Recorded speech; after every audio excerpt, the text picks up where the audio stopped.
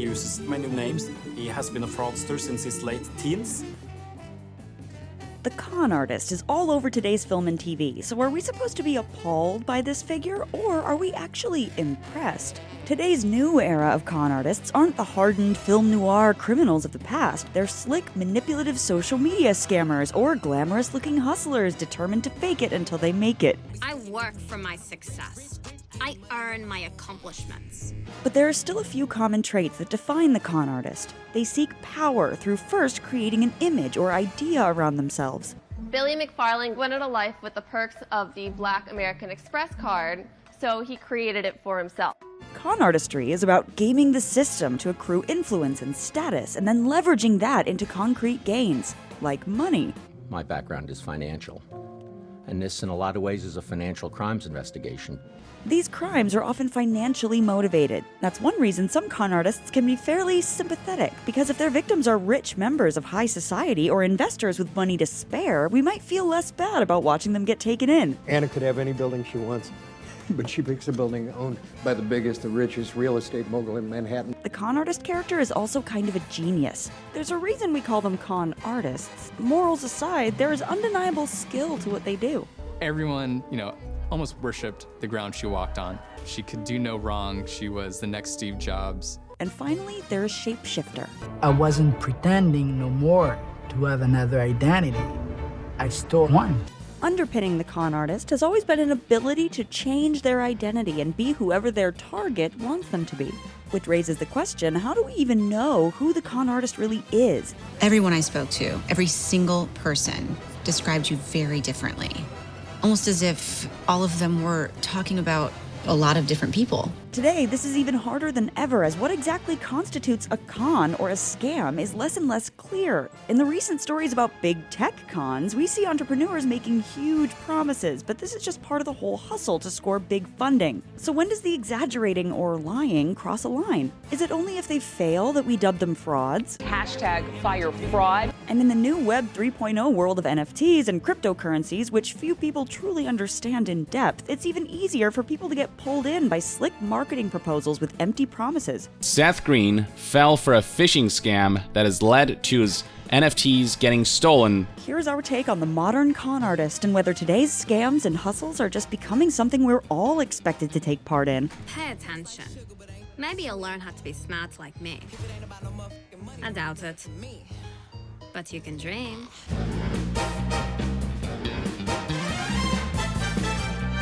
If you're new here, be sure to subscribe and click the bell to get notified about all our new videos.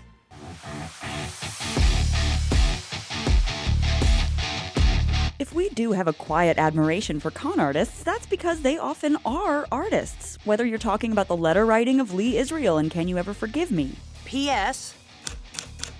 I have a new grandkid, and he got my old nose. Yeah, I can definitely get a lot more for this one. I mean, the PS makes it priceless. The impersonations and check forgeries of Frank Abagnale Jr. in Catch Me If You Can. Or the fact that Rudy Kurniawan, the subject of sour grapes, was able to create fake versions of priceless bottles of wine by blending other varieties in his kitchen. We found bottles that were unlabeled that had handwritten notations like formulas. Our modern era's films and shows are particularly fascinated with true stories of hustlers who pulled off scams that seem too unbelievable for fiction. Inventing Anna looks at Anna Delvey's artistry in persona creation. The series unpacks how the fake socialite successfully sold the elite on an idea of her as an heiress with huge potential and the highest standards. I've definitely seen you at Soho House, right? Oh, no, I don't go there. I'd rather hang out at the McDonald's or maybe start my own club where I reject their members. And in the Tinder Swindler, there's something incredible about how Simon Levayev perfected a pattern of manipulation, convincing Tinder dates that they'd found true love with a billionaire before conning them into giving him hundreds of thousands of dollars. He can always say, I was just borrowing the money. It's almost like the perfect scam. While examples like Delvey and Lviv were blatantly deceptive, in other examples, the line of where con artistry begins gets murkier. The Dropout and We Crash look at controversial former tech stars Elizabeth Holmes of Theranos and Adam Newman of WeWork, who were once seen as incredible entrepreneurs redefining their respective industries, and likewise believed themselves to be game-changing visionaries. In The Dropout, Elizabeth's origin story paints her as a scrappy, tenacious underdog ready to smash the glass ceiling thanks to her intelligence and ambition. You're gonna have to find a new source of revenue. For example, a wellness center. Oh, you're good. She's good. We Crashed underlines how Adam perfected an idealism and a vision that's common to all entrepreneurs and just excelled far more at the game that you need to play to get the kind of investment you need to be a unicorn company. I want you to build your dreams, to find yourself.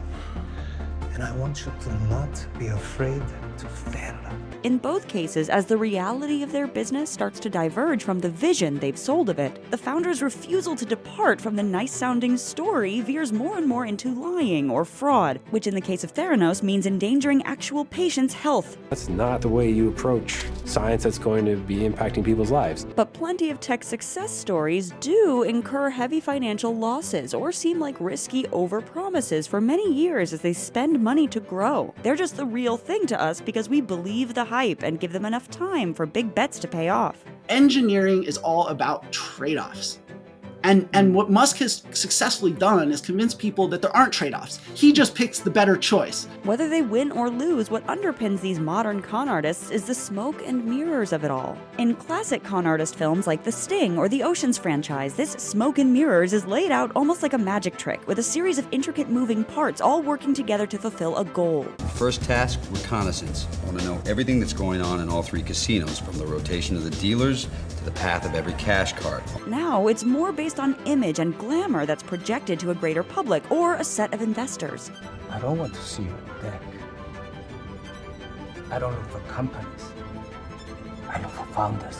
These con artists sell a dreamlike vision to dress up the truth, hoping that by the time they get found out, either they'll have achieved the vision they were always aiming for, or they'll have gotten out of Dodge. Today's sponsor, Stamps.com, saves so much time and money that you may even feel like a con artist yourself. I cannot recommend this service enough. As the summer comes to a close and we move into the holiday season, it's time to prepare for the chaos of holiday mailing and shipping. Luckily, Stamps.com has everything you need to give you a great head start. It's the 24/7 post office that you can access from anywhere. No lines, no traffic, no hassle. This stress-free solution allows you to print postage wherever you do business using a computer and printer. Stamps.com is your one-stop shop that goes beyond saving you time and helps you save money too. With inflation on the rise, every dollar counts. Protect your margins with major discounts on both USPS and UPS rates up to 86% off. Since rates are constantly changing, you can use Stamps.com's Switch and Save feature to easily compare carriers and rates so you know you're getting the best deal every time. Get ahead of the holiday chaos this year with Stamps.com. Sign up with promo code THETAKE for a special offer that includes a 4-week trial plus free postage and a free digital scale. No long-term commitments or contracts. Just go to Stamps.com, click the microphone at the top of the page, and enter code THETAKE.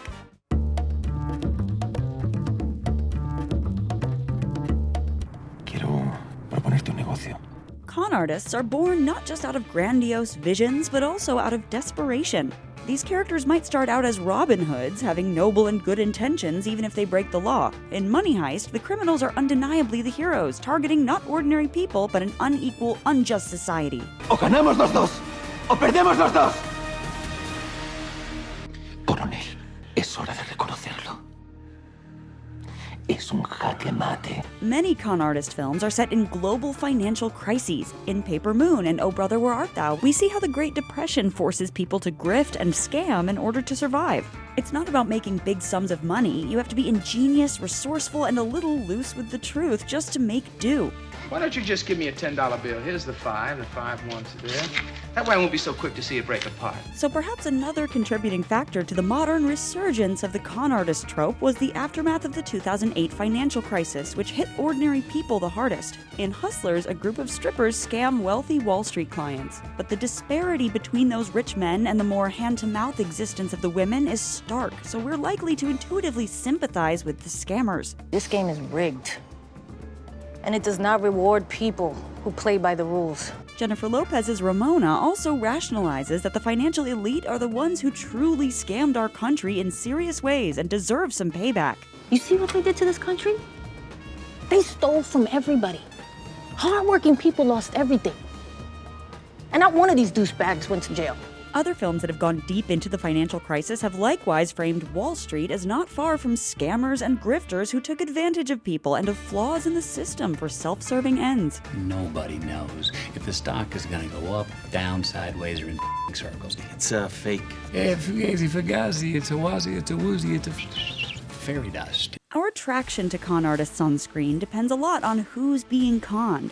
It's easier to sympathize when they're going after the rich elite, but our allegiance tends to run out when they exploit regular folks or especially vulnerable people. I Care a Lot follows a con artist who exploits guardianship law to prey on the elderly and comes across as wholly unlikable. I just do what is right for your mother.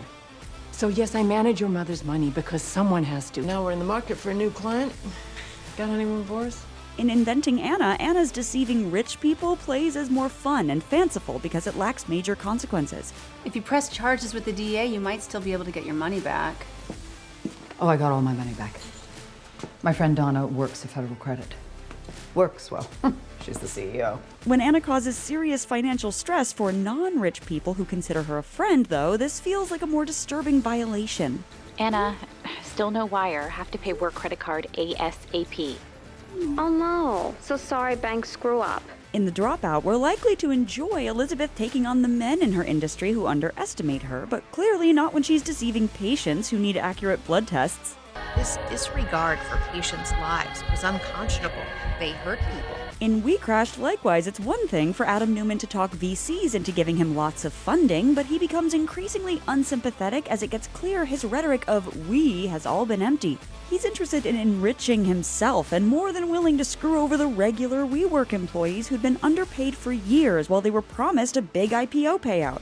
An IPO is out of the question. And while many of those workers never saw a dime, Newman is a billionaire who's jumping back into the entrepreneurial game with a new crypto company. Even if carbon credits are a good thing, even if you sort of suspend your skepticism about them, is Adam Newman really the right founder that you're going to back to execute on that vision? Modern con artists are often experts at leveraging that likable, desperate con man sense that they're relatable underdogs taking on the system. Bezos started at a Starbucks. You're going to be the first billionaire to start in a supply closet. It'll make for a great story.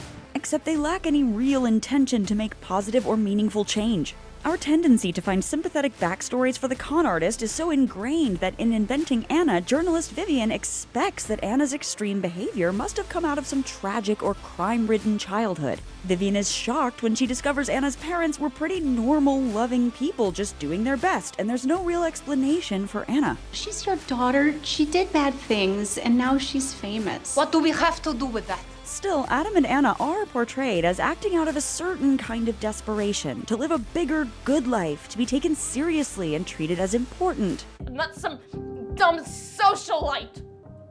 I'm a player. So maybe Vivian's desperation to find some deeper reason for Anna's behavior stems from the fear that we can all see something of ourselves in her.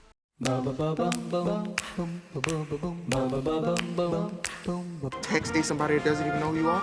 There's a word for that. It's called catfishing, and I'm pretty sure it's illegal. The internet has changed the con artist, so much so that we even have a new name for it. Catfishing is the quintessential 21st century con. The term was first coined by the 2010 documentary, and then in the spin-off TV series to refer to people who adopt different personas on dating profiles. So, you must be Mike? Yes, I am Mike. How are you doing today, Jasmine? And it's since been explored in films like Sierra Burgess is a Loser, Love Hard, and Dear Evan Hansen. While it's not something we're all guilty of, catfishing utilizes techniques that almost all of us employ on social media. We embellish facts, filter pictures, and present an idealized version of ourselves that might not be strictly true, or at least not the whole truth. I'm pretty good at Photoshop. When you add in today's deep fake technology and the rise of fake news, we're living in a world that's more than ever removed from and uninterested in black and white objectivity or facts. In fact, online scamming is now so routine that when things like Fyre Festival, the Tinder swindler, or NFT scams blow up publicly, some people are less inclined to feel for victims. Since we know the internet is this Wild West place where you need to be vigilant, some may look down on people who fall for these tricks. So many people have said that they would have known it was coming. I would never fall to the tricks of a fraudster. And scammers who are exposed don't necessarily fail forever. They might even gain fans and admirers. The Tinder swindler has leveraged what was a pretty damning documentary to grow his brand, attracting a large social media following, launching an NFT collection, and even selling merchandise. There's also a Cameo page where fans can pay Simon for a video message shout-out. What's up, everybody? Here is Simon Levive. I'm so excited to be here.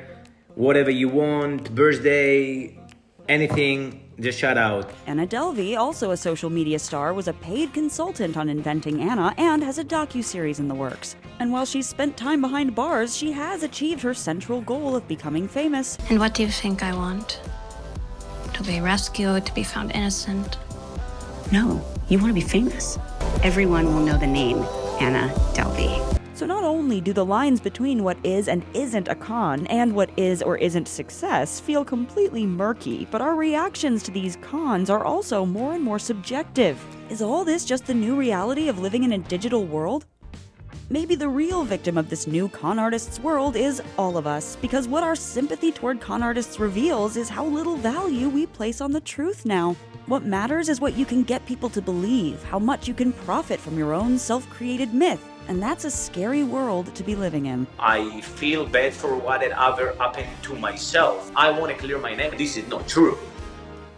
Thanks again to Stamps.com, this video's sponsor, the easiest way to pay for postage online.